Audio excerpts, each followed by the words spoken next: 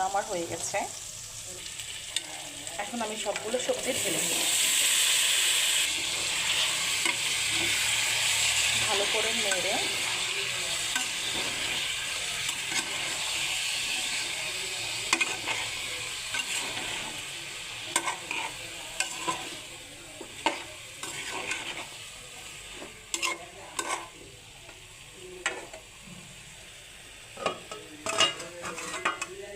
ঢেকে দেব।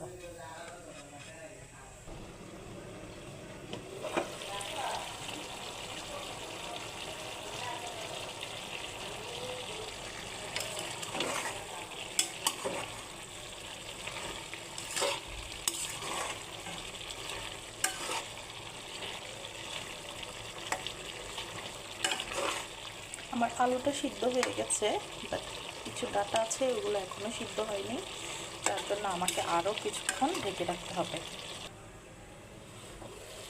সবজিগুলো একদম ভালোভাবে কষানো হয়ে গেছে।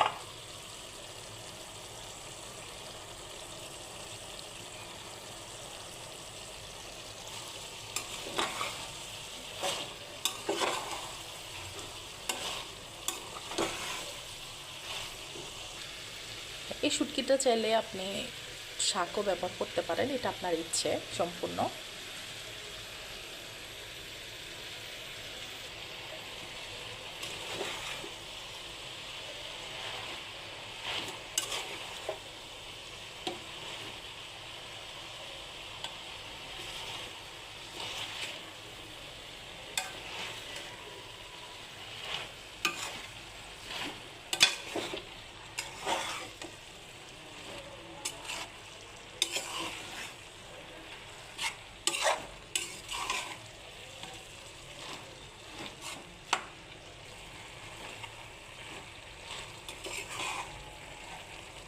শাকটা ভালো করে সিদ্ধ হওয়ার জন্য আমি এটা ঢেকে নিব।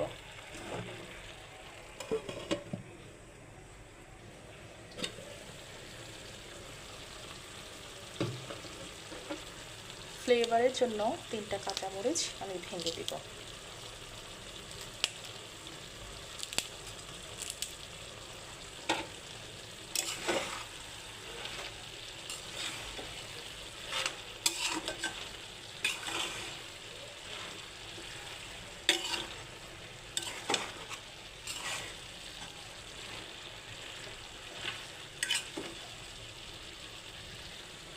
তারপর আবার ঢেকে দিব।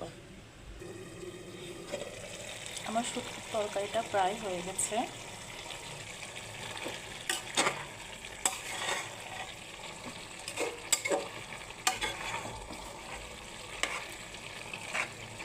স্বাদ এবং ঘ্রাণের জন্য আমি ধনিয়া পাতাটা ব্যবহার করছি। ধনিয়া পাতাটা দিয়ে কিছুক্ষণের জন্য আমি আবার একটু ঢেকে রাখবো, যেন এটা ফ্লেভারটা পুরোটা সবজির মধ্যে ছড়ায় যায়।